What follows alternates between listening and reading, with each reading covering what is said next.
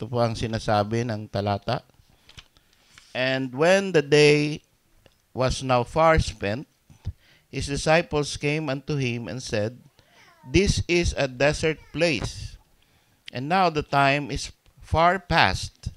Send them away, that they may go into the country round about and into the villages, and buy themselves bread, for they have nothing to eat. He answered and said unto them, Give ye them to eat. And they say unto him, Shall we go and buy 200 pennyworth of bread, and give them to eat? He said unto them, How many loaves have ye? Go and see. And when they knew, they say, 5, and 2 fishes. And he commanded them to make all sit down by companies upon the green grass. And they sat down in ranks by hundreds and by fifties. And when he had taken the 5 loaves and the 2 fishes, he looked up to heaven, and blessed, and brake the loaves, and gave them to his disciples to set before them. And the 2 fishes divided he among them all. And they did all eat, and were filled. And they took up 12 baskets full of the fragments and of the fishes. And they that did eat of the loaves were about 5,000 men. Ang ating pong mensahe is about tensions and miracles. So ito po ay isang totoong event na nangyari, mga kapatid. At ito ay nangyari na ang Panginoon ay kasama niya napakaraming tao. At ang sabi nga dyan ay 5,000. Ngayon, yung 5,000 na yan, kasama yung mga disciples, nakita po natin, ang sabi rito, ay medyo nag-uumpisa ng humapon. Yan. The day was now far spent. So, hapon na. Magagabi na. Tapos, ang sabi, ay his disciples came unto him. So, lumapit. Nakita nila medyo madilim na. Didilim na, malapit na. So, lumapit yung mga disciples sa Panginoon. At ito ang sinabi. This is a desert place.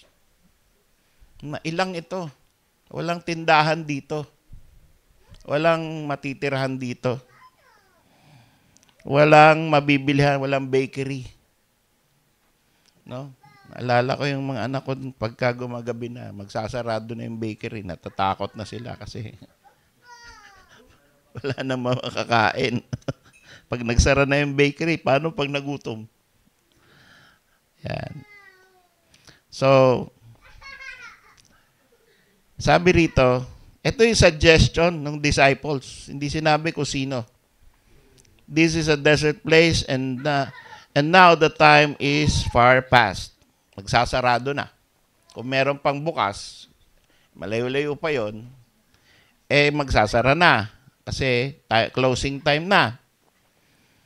Send them away. Ngayon, what is the problem with this suggestion? Ano ang problema na makikita natin dito sa suggestion na ito, sa comment na ito? Hindi ba nanonotice ng Panginoon yun? Bakit lalapitan mo ang Panginoon? At Panginoon mo yan, Master mo yan. Tinatawag mo Lord, tinatawag mo Master, tapos tuturuan mo na sa isang bagay na napaka-obvious, makulimlim, malapit ng humapon, ang daming tao, wala tayong pagkain, walang mabibilhan, magsasara na. Master, pauwi mo na. Di ba? Tinuro niya. Parang di ba nanonotice? Di ba alam? Hindi kakain yung mga yan. Kawawa. So ano pa yung isang problema do sa suggestion na yun? Ikaw ba mas naaawa kaysa sa Panginoon? 'Di ba? Pagkain ang pinag-uusapan. Ibig mo sabihin, the Lord of heaven and earth does not know and doesn't care na magugutom yan, 5,000 na yan. So anyway, malamang because of the care of the person, nasabi niya yon. Okay? He cares. They care. The disciples care for the ministry and for the person, the people. Kaya sinasuggest nila. Ang problema, hindi tanong eh. Dapat, diba, kung ikaw ay may galang, paano mo sasabihin yon kung ikaw yon? Panginoon, ano po ba gagawin natin? Tama ba? Panginoon, mahapon na po. Alam ko, may solusyon kayo dyan eh. Ano po ba gagawin natin? Kasi po, alam ko naman na, actually, sa isang banda, sa John yata, sa same account, the Lord knows what He will do. But only He asks, saan tayo po bibili? But the Lord knows Himself what He will do. See? So, minsan, yung tinetest tayo ng Panginoon, pero alam niya na kung anong gagawin niya. Alam niya na kung ano dapat mangyari.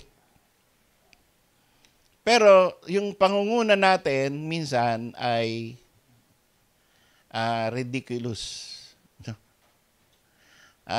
Nagke-create ng tension. 'Di ba? Tingnan niyo ang nangyari. Sabi ng Panginoon, okay, nawawala dito.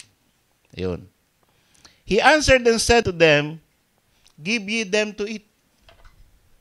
Oh, yan, tension na yan.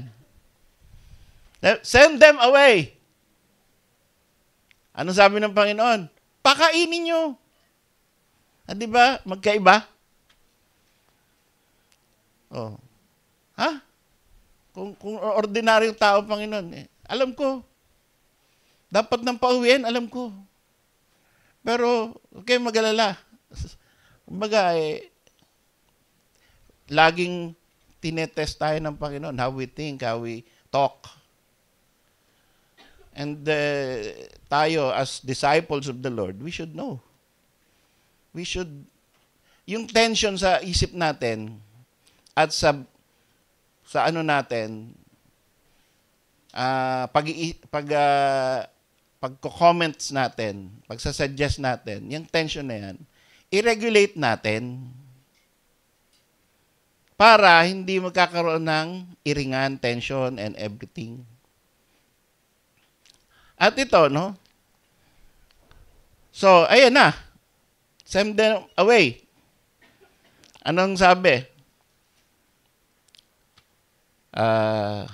Sabi ng Panginoon, give ye them to eat.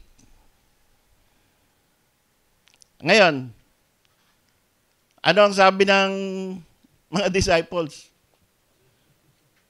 Ang sabi ng mga disciples, shall we buy 200 penny worth of bread? May budget ba tayo dyan? Laking budget niyan. Ang dahil tao.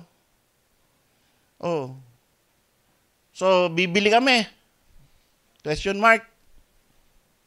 Ngayon, pag tinignan nyo, mas tensyonado sa ibang text.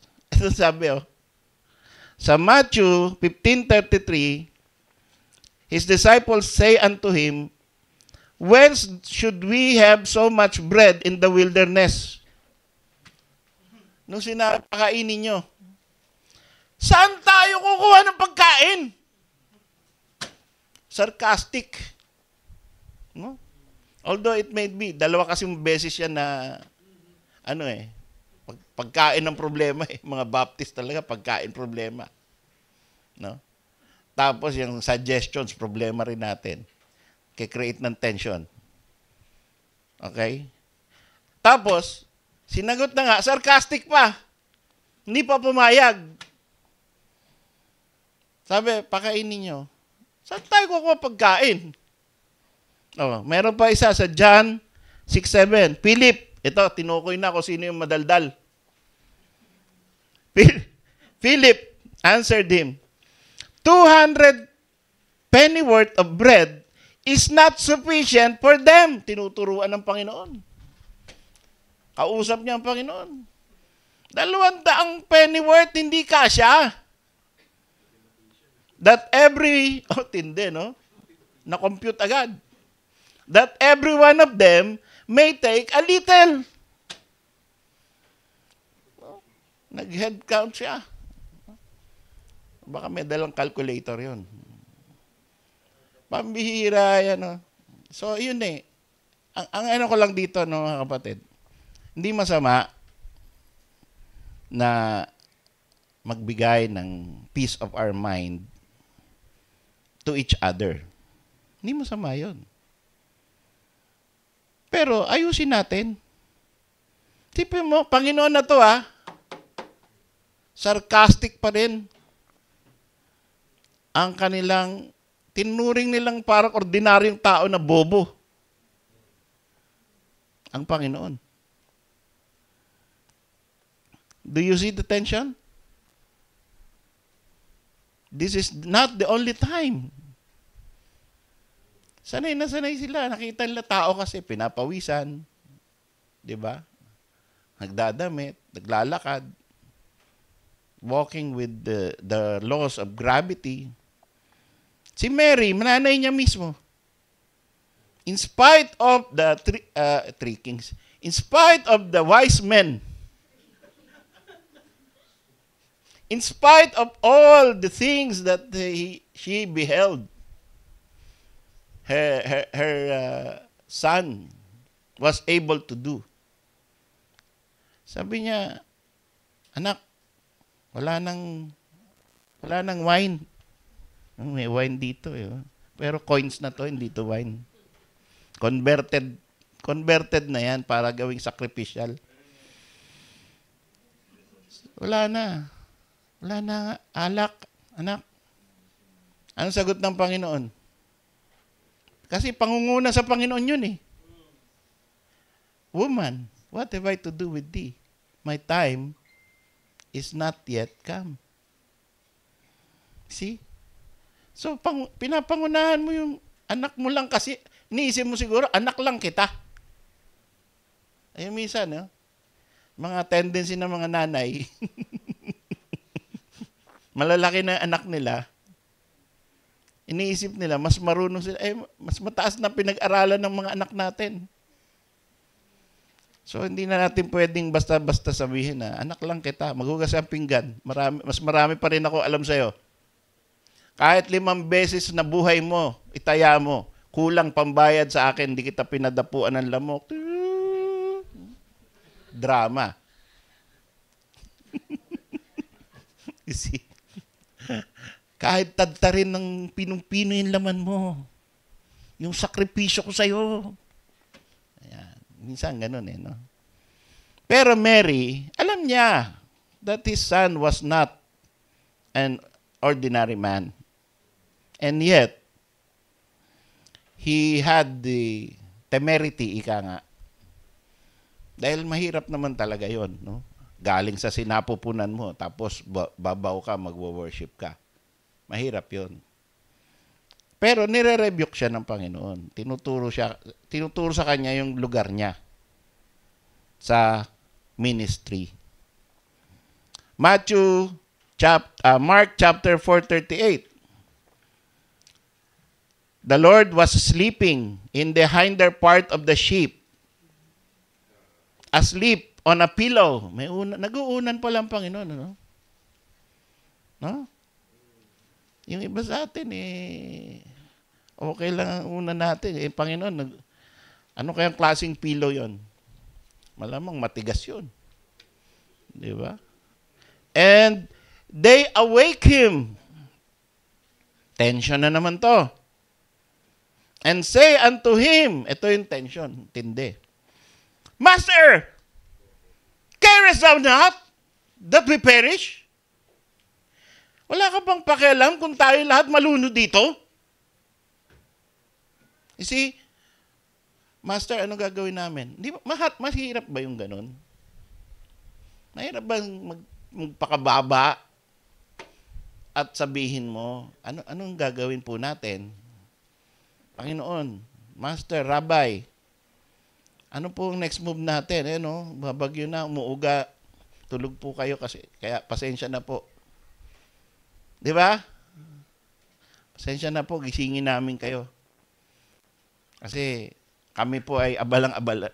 Kami, tao lang kami. So, kita namin, ayaw namin malunod. Hindi. Ibang klase yung salita No?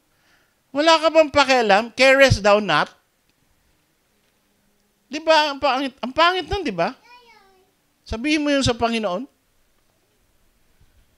After all the miracles, after all the words of wisdom and scriptures, after you know, and after you have given all and followed Him, because you know that He is the Messiah, tapos ganun ka magsalita sa Messiah, the prophesied one, the Son of David, carest thou not that we perish? How canst thou lie asleep? Ba't tulog ka pa ng tulog dyan? Nalulunod na tayo. Minsan pagka nagpapanik ng mga tao, lumalabas yung walang respetong salita. Panik Ano ka ba? Babangga na tayo. Yan. Hindi ko mo pa rin alam.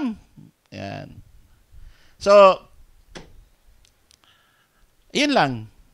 Tension happens even between the Master, the Lord of glory, and the disciples.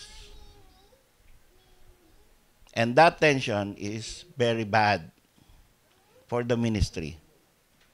That tension is very bad for the testimony of those people who create the tension. Sabihin natin, ay kung ako nandun, gagalangin ko ang Panginoon. Hindi siguro. Siguro tayo ganun din. Pag nakita mo na humahampas na yung wave sa mukha mo, asan Panginoon? Ayun, tulog. Sarap-sarap ng tulog. Gisingin mo! Bira, parang yung Dubai, Taob na tayo, gisingin mo na yan! Panic na See? Peter, ito matindi. The Lord said, I will go to Jerusalem, I will die. Sabi niya. Anong sabi ni Peter? Then Peter took him. Nagtuturo ang Panginoon. Liga, Brad. Illustration ulit kita. Ikaw nasa harap. Doon ka marap, doon. Yan. So nagtuturo ang Panginoon. Then Peter took him. Alam niyo ba yung word na took? Kinuha siya. Diba? Kinuha siya. Tapos tinabi. Tapos ang sabi ni Peter sa Panginoon, be it far from thee, Lord. Thee shall not be unto thee. So, pagkatapos na sinabi niya sa Panginoon, thou art the Christ, the Son of the living God. Pagkatapos niyang sabihin yon, sabi niya, mali ka, Panginoon, rebuke Diba? Mamamatay ako. Alika nga dito. Parang ganun. Ano yung pinagsasasabi mo? Hindi mangyayari yan. Yeah, thank you, Brad. Bira. Nirebuke ang Panginoon. Ano ka ba, Peter? Di ba kilala kung sino yun? The Christ, the Son of the Living God. Kasasabi mo lang. Pagkatapos, gaganunin mo lang, hihilahin mo sa isang tabi. At ide-deny mo yung sinasabi niya na prophecy. Prophecy of the led by the Spirit. Sasabihin mo, hindi mangyayari yan. Kaya ano sabi sa kanya? Oy, Satanas. Oh, tinawag ka tuloy Satanas. 'Di ba? Disrespectful si Peter. And very short fuse and very short memory. Na at that same instant na pinuri niya ang Panginoon at tinawag niyang anak ng Diyos, yun din ay gagawin niya sa Panginoon. Tension has happened in the ministry. Between Christ and His disciples, there were tension. Imagine the tension of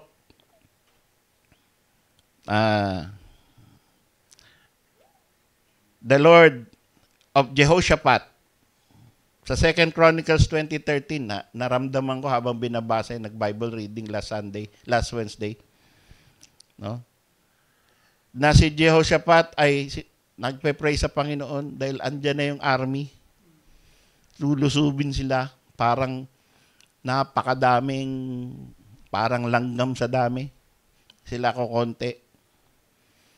Sabi niya, Panginoon, tingnan mong gagawin itong mga to sa amin. Tapos, hindi sila handa. Nakatayo sila. Nakatayo sila doon, kasama yung mga maliliit na bata. Pinakita niya sa Panginoon, Panginoon, eto kami. Iligtas mo kami. Ubus kami. O, tapos, nabuhayan sila ng loob kasi dumating yung isang prophet, pangalan Jahaziel. At sabi nung prophet, the battle is the Lord's. You don't have to fight. Stand still and see the salvation of the Lord. Matindi, no? Minsan nawawala tayo, kaya tayo may tension. Nawawala tayo dun sa, love of the Lord and purpose of the Lord and yung faith na anong pwedeng gawin ng Panginoon. Tingnan yun nangyari. Give them to eat. So, anong ginawa ng Panginoon? Pinaninindigan niya yung kanyang salita. Na pag sinabi niyang papakainin natin, no? Ay kaya niyang gawin. At pagka totoo at standing by the truth, maghintay lang tayo. Di tayo kailangan mag-tense, di tayo kailangan mag-away-away. Maghintay lang tayo ng result na bibigay ng Panginoon. Minsan matagal. Minsan mabilis. No? Pero ito yung, bago tayo pumunta doon sa miracles, ay isipin lang natin na kung ito'y nagawa ng mga disciples sa kanilang Panginoon, ay dapat asahan din natin, masanay tayo, nagagawain niya ng members sa pastor. Sino ba naman ang pastor? Tao. Walang miracles sa kamay ko, sa kamay ng mga pastor. No? Yung salita natin minsan mali-mali, bali-bali. Mas lalo tayong susceptible, yung mga leaders, mga directors, mga appointed men who lead in the ministry. Mas marami tayong may encounter na tension. And also, the children with their parents. Magkakaroon ng tension. Yung Panginoon nga no? Huwag kang masusurprise pagka may tension in the family. Kasi nga, ang Panginoon nga, hindi na-spare ng tension between Him and the disciples. In spite of the miraculous life of Christ. Tayo pa mga tao, between us, between ourselves, lalo na magkakaroon yan. At kung magkakaroon yan, dapat handa tayo. No? Yung crying time. Diba? Siyempre, sarili mong members, tinetrain mo, you care for them, tapos gaganon-ganonin ka lang. Or sarili mong anak, inalagaan mo, pinalaki mo, tapos gaganunin ka lang. No? Crying time. Secret crying time. But it happens. So masanay. Kapag ikaw ay ino-oppose, huwag kang lalaban na para bagang kita mo ang Panginoon hindi naman lumaban, di ba? Yung except lang yung kay Peter, Satanas. Pero dito sa ating text, hindi naman sila ni-rebuke or binanong Panginoon eh. Kumbaga, pinagalitan ng Panginoon eh. Pero minsan, sasabi, bakit wala kayong pananampalataya? Kasi nung 2 beses na nangyari yung pagpapakain sa 5,000 and 4,000, sabi ng Panginoon, beware of the leaven of the Pharisees. Tapos sabi, kasi hindi ka bumili tinapay eh. Tingnan mo tuloy, beware of the leaven. Ibig sabihin, yung pupuntahan natin, lebadura ng mga Pariseyong bibilhin natin. Narinig ng Panginoon. Oh, you have little faith. Pinakain ko yung 4,000. Pinakain ko yung 5,000. Tapos sasabihin nyo, wala tayong tinapay. Ano ba kayo? Wala kayong pananampalataya. They deserve it. No? So, kahit ang Panginoon, wala ng pasensya eh. Di ba? Para i-review ka ng Panginoon, that means you cross the line. Pero minsan, ang Panginoon, hindi basta-basta rin. So, future leaders and the future pastor of BCA, masanay ka sa tension. And be kind to those who ask questions, who give comments, who give suggestions. Because people will interfere. Why? Because people care. Hindi naman lang gagawain dahil wala talaga silang respeto sa iyo. Hopefully, no? Ginagawa yan ng mga members because they care. And they have their own thinking process. They have their own thought process. Nag-iisip din naman sila eh. At naisip nila, baka merong mas maganda. Baka merong something better that we can do. Baka may mali ka naman, pastor, or leader, deacon, or director. Baka may mali.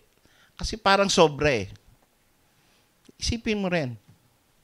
Tingnan mo rin tong aking sinasabi. Kasi baka mali. No? So people are thinking for themselves. And people want to be part of the decision making. Okay. So given yan. Ang problema lang natin, say it in a good way. Yun lang naman problema natin eh. Di ba? Tanggap naman na pwedeng mag-isip. Tanggap naman na pwedeng magbigay ng peace of your mind to anybody. Kahit nga mag-comment tayo sa pagpapalaki natin sa sarili nating anak eh. Dapat di tayo ma-offend. Diba? Minsan meron tayong alam na bata na masyadong abusado. Masyadong naninira. Tapos hindi man lang pinapalo. Parang gusto nating, ano ba yung, paano mo ba pinapalaki anak mo? Hindi mo ba pinapalo yan? Sabi ng Bible, spare the rod. Huwag ka makialam sa pamilya namin. Diba? Minsan may tension na gano'n sa church, ha? Oo. Pamilya ko to, Brad, sis. Pwede lang, huwag ka makialam. Hindi naninira eh. Ginuhitan yung kotse ko eh. Nung anak mo, binasag yung salamin. Ganun ba? Sorry naku.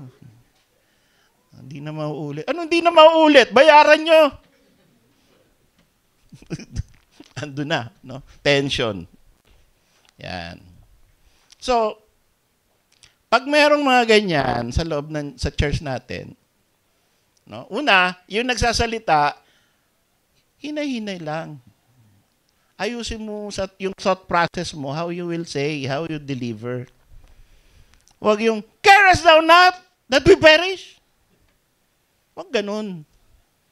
This will not happen to you. Huwag ganun. Magtanong, dahan-dahan, ano ba pwedeng gawin? Di ba mas maganda to? Sa tingin mo lang, pasensya na. Panginoon, pagigisingin kita. Kasi baka hindi mo alam. Di ba? Maraming paraan na maayos ang salita. Pag-aralan natin, makukuha din natin yan. Pero yung mga leaders, pagbigyan natin yung hindi marunong magsalita. Dahil lahat tayo, dumaan din dyan.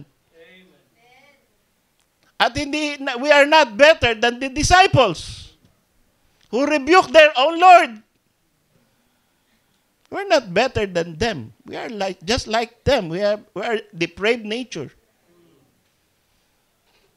Okay? So, ano lang. Tensions will happen and let it happen. It will happen, and so be ready. Okay? But as we grow, may it decrease instead of increase. Di ba? Sana mabawasan. Wag basta pag may na-notice ka, pambihira. Ginawa mo, di ko papayag ng ganyan. Ay, nako! Tapos, bawasan natin yung ganun. No? Kasi baka, hindi nyo alam, baka you cross the line, baka mapikon ako. Di, tensions tayo. May it not happen. Now, ito ang sagot ng Panginoon. How many do you have? 5 loaves, 2 fishes. Okay? Ito na. 5 loaves and 2 fishes. Ano yung sabihin niyan? Meron silang accounting din. No? Meron din silang prudence. Meron din silang iniisip din nila yung good planning sana, Panginoon eh. Dapat bago tayo pumunta dito sa disyerto, pinagbaon mo na sila. Kasi alam mo pala, matagal ka pala magturo. Sana, bago tayo pumunta dito sa ilang, pinaghanda mo na. Peter, Philip, Nathaniel, bago tayo tumulak dyan sa desert place, habang tanghali pa, mamili na kayo. At tayo ay papasok sa isang lugar na medyo hapunin na tayo. Planning! May committee. Okay?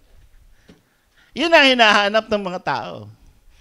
Now, ang Panginoon, alam niya rin yan, syempre. Kaya lang, He wants to demonstrate a miracle. May plano rin ng Panginoon. Stand still and see the salvation of the Lord.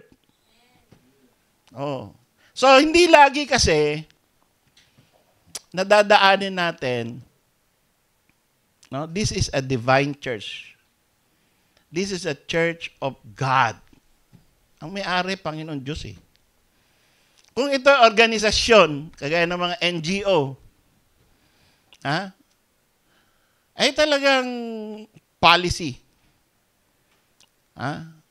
At talagang very strict yung corporate practices. Kailangan sundin natin para tayo umunlad. The more we follow standard corporate practice, the better our companies will be financially and in success. Pero ang church po, pwede rin natin gawin yan, kagaya ng CCF. Alam nyo, ginagawa nila yan. Meron silang board of directors, nagmi-meeting lagi, tapos anong gagawin natin? Parang korporasyon talaga. At yung ibang mga churches, mga Baptist churches, ginagawa yan. No? At merong mga iba namang churches na parang miraculous. Kasi, ang yaman ng pastor, nabonohan niya lahat. No? Merong mga ganun. No? Umuunlad, kahit ko konti member, pambira, 3-story building. Lahat yung kinita ni attorney. Yung pastor na attorney. O congressman. Di ba? Lakas mag-abono. Yung isa naman, galing sa fundraising. Iba-iba. Iba-iba church, iba-iba pastor. Iba-ibang sitwasyon. No? Pero kung yung normal na church na umaasa lang sa Panginoon, and we have each other, the Lord working in each of us, kung magkano yung bibigay natin sa sacrificial offering, maasa lang tayo sa bawat isa. Hindi tayo maasa sa Amerika. Although, kung may Amerikano na kilala kayo, o Canadian, at gustong tumulong,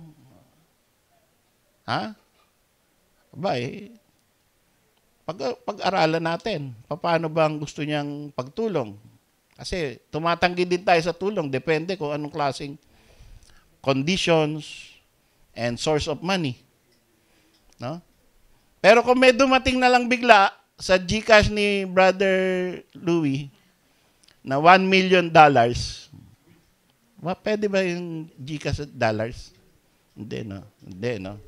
Hanggang 10,000 lang yata yan. Naglolo ko na eh. Di sa BDO mo lang. Biglang may nagpadala ng $1 million sa BDO account, Lorwell Saway. Nakita yung QR code. Biglang, Pastor, wala ka ng problema sa building. Kahit 3 building, pwede. Bakit? Nagbibiro ka. Hindi. Serious ako, Pastor. At saka hindi tension ito, Pastor. Blessing ito. Sana mangyari yun. Bihira yan. God can do that. Diba? God can do that. Pero, hindi tayo maasa sa ganon. We will have giving campaigns, giving exhortations. But God can do miracles. Even today. Hindi natin sinasabing wala na yan. So, ito, 5 loaves, 2 fishes. So, may proper recording, may budgeting, may na dapat nating gawain. But faith is more important. Church kasi ito eh. No? Merong mas mataas na standard, may mas mataas na dapat tayong inaasahan. Hindi natin inaasahan yung Excel file. Although meron dapat tayo nun. At sinasuggest nga ni Brother Olan, magkaroon tayo ng ganyan. No? Naka-Excel at pwedeng baka maglagay tayo dito in the future. But the Lord is the miraculous Christ. He was yesterday the same today. And He is able to help us. Si Elijah, tinulungan ng Panginoon. Pinapunta siya sa Brook Cherith. Tapos, ang nagpakain sa kanya, uwak. Sipin niyo yun. Yung uwak, nagnanakaw ng pagkain ng tao. binaligtad ng Panginoon ang nature ng uwak. Ginawa niyang taga-supply ng pagkain ni Elijah. Oh. Kung kayang baligtad ng Panginoon yan, ay walang imposible sa Panginoon Diyos. The next time, therefore, that you hear me announce or implement natin, no? Implement natin dito sa ating church. If God can make miracles, na yung 5 loaves and 2 fishes ay nakapagpakain ng 5,000. Okay? So, wag tayong umangal kapag parang may imposibleng ginagawa tayo o plano. Plano. At least plano. No? Bible school. Mission sa Baler. Tapos, merong school ng mga bata. Sobra naman yan. Hindi pa nga tapos yung building. Meron pang Bible school, meron pang mission, meron pang pupunta ka pa ng Riyadh. Paano mangyari lahat yun? So, ang nature natin is tension. Yung mga announcements, yung mga plano, yung mga vision, imbis na aspiration ang pumupunta sa isip ng mayroong faith. Tension. 'Di ba? Ang iniisip natin, hindi pwede yan, sabay-sabay. Isa-isa lang. Hindi natin kaya yan. Kasi iniisip natin, tao lang tayo. Diyos yung pinaglilingkuran natin eh. Amen. Sa plano pa lang, sa salita pa lang, sa announcement pa lang, binabangga na natin, binusuntok na natin pababa eh. Hindi natin bayaan na, halimbawa, imbis na suntukin mo pababa, shoot it down. Si Brother Romel, Pastor, pag-pray natin yan. Di ba? Ibig sabihin, ready siyang mag-support doon sa vision. Hindi, Pastor, mali yan. Wag yan. Wag sabay-sabay, Pastor. Mali yan. Hindi ko susuportahan yan kasi mali. Ayoko niyan. Di ba? So, anong gagawin ko dito? Para ako lumalakad sa isang makitid na alambre. Oops. Teka muna, baka ayaw ni Brad Romel. Oops, teka. Sabi ni Brad Louie, wala nang budget. Oops, naku. May mag-comment na isa. Nakurong ako. Hindi, iniisip pa lang eh. Binabangga na eh. Oh. So, gusto nyo ba after 5 years, ganito pa rin tayo, andito tayo sa baba? Kasi nga, marami tayong gustong gawin. Oh. Hindi naman sinasabi na lahat ng comments ay masama. Iyon lang papaano natin sabihin at papaano natin tanggapin at papaano natin suportahan to the point na pinagpe-pray natin yung nagpaplano. Pinagpe-pray natin yung plano niya. Kasi ang Panginoon, since He is our leader, He will make us realize, hindi pala pwede eh. Hindi pala pwede eh. Di, syempre, although lahat tayo, all out support sa isang bagay na gusto, kagaya ng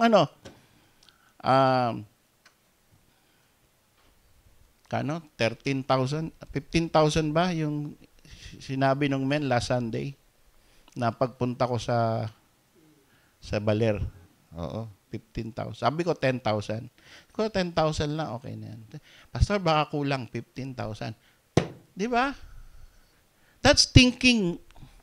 Oh, ngayon, although hindi iniisip ko pa lang na sinusuportahan na, pinagpe-pray na, that's good. Di ba? Imbis na, nako, wag nang pumunta ng Baler. Dito na lang muna. Dami namang gagawin ditong ministry. May Baler-Baler pa. Mabaril ka pa dun. Ayun, yun ang tendency ng tao eh. So, we believe that God can give us all of these things that seem impossible. It's never too big. It's never too costly. It's never altogether confusing because it's overwhelming. God can help us do all of these things. May nakita po akong isang church kanina, nakita ko kanina lang, na hindi ko pa napansin all through my 30 years as a Baptist. Isang Bible Baptist na siguro nasa Visayas yun or sa Davao somewhere. No? Ang laki ng building. Tapos doon sa ang laki-laking building, ang dahi-dahing tao sa loob. Tapos dalawa ang service nila. First service and second service. Simpleng tao lang yung pastor. Hindi masasabing sophisticated o congressman or whatever. Simple. Pero ang laki ng property, ang laki ng parking space, tapos ang laki ng building. Tapos dito sa kabila, merong school na 3-story building din. Pero hindi pa natin narinig. I'm sure hindi pa narinig. At ako hindi ko pa narinig. At never na nasasabi ng mga pastor na malalaki. Ibig sabihin, simple lang silang mga tao. At hindi pa sila matagal. Otherwise, narinig na natin sana sila. Siguro recently lang sila nag-online. No? And I wrote them a letter. I told them, Pastor, I hope you tell us your story. So, ginawa ng Panginoon sa kanila yun. Nakaya nila. No? And God can do the same to us. Diba? Hindi sabihin natin, siguro 50 years ng church yan. Siguro puro mga milyonaryo mga members yan. Siguro sinuportahan ng Amerika yan. Hindi. Ang assumption natin, kasi dito sa 13 Martires, meron akong kaibigan, Herbert Coliano. Ang laki ng church. Gulat ako. Nag-aayos ako nung papeles natin para sa lupa. Nakita ko, Bible Baptist Church. Ba? Bisita nga. Pagdating ko, kilala ako, Herbert, kapatid ni Rolly. Tapos, ang laki. Tapos, ang ganda nung sasakyan niya. Pero tahimik lang siya. Hindi natin na-notice na kung saan, wala. Sabi ko, may Amerikano kayang support? Wala, pastor. Kami-kami lang dito sa 13. Kami-kami lang. So, if God can do that to them, God can do it to us. God is our God, and He can help us with the 5 loaves and 2 fishes that we have. And basta we look up to heaven. And ginawa ng Panginoon eh. And when He had taken the 5 loaves and 2 fishes, He looked up to heaven and blessed and brake the loaves and gave them to His disciples to set before them. And the 2 fishes divided He among them all. And they did all eat. Yung 5,000 kumain lahat. And were filled. Lahat busog. Hindi yung iba umamoy lang tapos pinasa ng ganon. Lahat na busog. At may sobra pa. Oh, diba? Our God is a God of miracles. So as we go to our sacrificial offering, huwag nating sabihin na I will not participate kasi hindi ko gusto yung mga plano. Huwag natin sabihin yun. I believe God will help us. I don't know how, I don't know when, but in His time, He will do as He please in our church with a strong hand, because the battle is not ours, it is the Lord's. So stand back and see the salvation of the Lord. Let's all stand.